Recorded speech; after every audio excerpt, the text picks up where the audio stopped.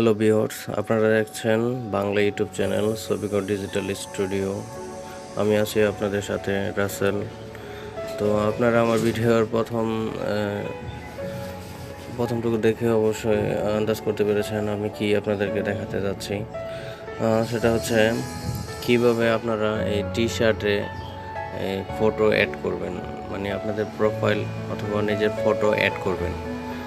তো সেই জন্য আপনাদের দুটা জিনিস প্রয়োজন হবে। একটা হচ্ছে পিক্সআর্ট অ্যাপস আর ব্যাকগ্রাউন্ড ফটো, মানে টি শার্ট ব্যাকগ্রাউন্ড ফটো বা অন্যান্য ব্যাকগ্রাউন্ড ফটো, এইগুলো আমার ভিডিও ডেসক্রিপশনে লিঙ্ক দিয়ে রাখবো, আপনারা ওইখান থেকে ডাউনলোড করে নেবেন। তো আমি কাজটা শুরু করছি। এই যে দেখুন, এই পিকচারগুলো আমি আমার ভিডিও ডেসক্রিপশনে লিঙ্ক দিয়ে রাখবো, আপনারা এখান থেকে ডাউনলোড করে নেবেন। আর আপনার প্রোফাইলের অবশ্যই এরকম একটা পিকচার হতে হবে। সেই জন্য আপনাদের যেতে হবে ফেসবুকে ঢুকে, তারপরে এরকম আপনারা প্রোফাইলে ঢুকবেন। এই প্রোফাইলে ঢুকে ঠিক এরকমভাবে রেখে স্ক্রিনশট নিয়ে নেবেন। স্ক্রিনশট নেওয়ার পরে আপনারা এই করে পরেটা অ্যাডজাস্টমেন্ট করবেন। তো কাজটা আপনাদেরকে দেখাচ্ছি। তো প্রথমে আপনাদেরকে এই পিক্সআর্টে মানে ঢুকতে হবে। তো আমি ঢুকলাম।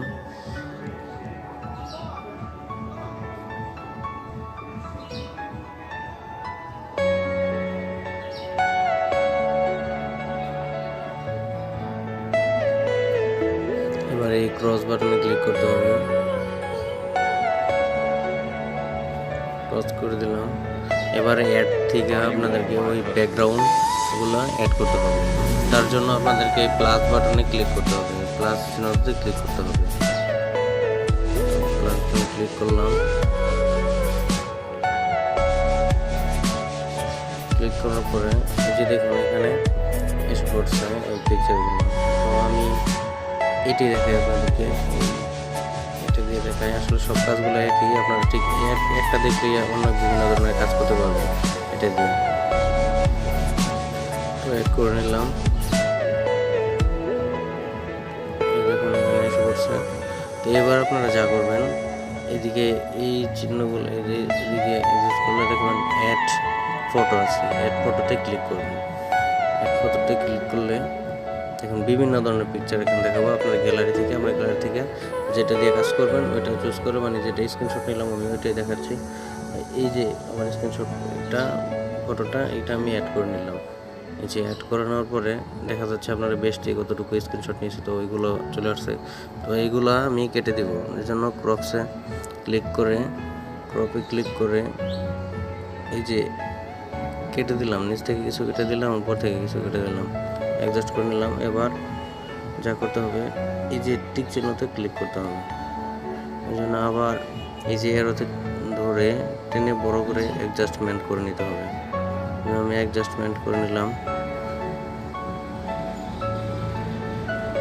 দেখেন কি সুন্দর করে কাজটা আসলে খুবই সহজ।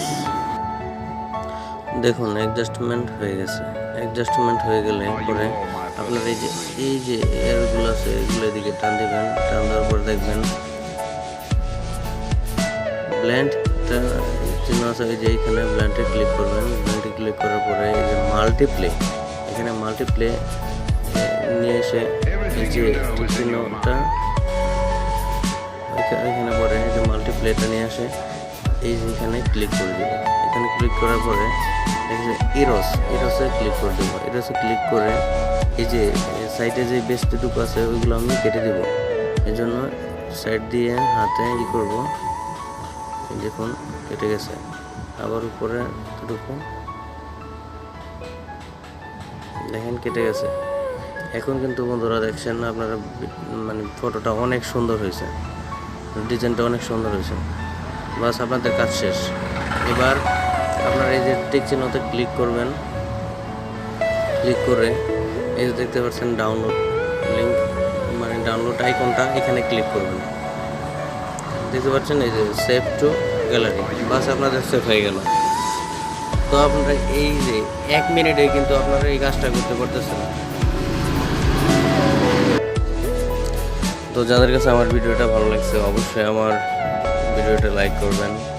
আর যারা আমার এই চ্যানেলে নতুন তারা অবশ্যই আমার এই চ্যানেলে সাবস্ক্রাইব করবেন। ছবিকো ডিজিটাল স্টুডিও প্লিজ সাবস্ক্রাইব করবেন। ধন্যবাদ সবাইকে। আল্লাহ হাফেজ।